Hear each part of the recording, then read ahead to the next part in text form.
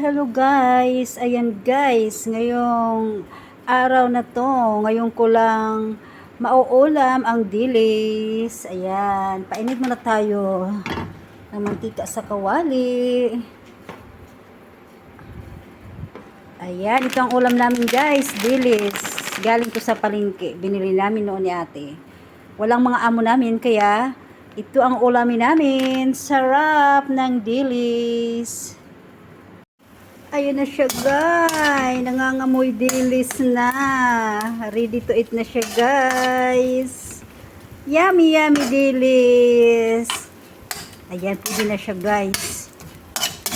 Tapos sausaw sa suka at maggayat ng kamatis. Wow, sarap na. Bye bye for watching guys. Kain tayo, ulam dilis, yummy yummy.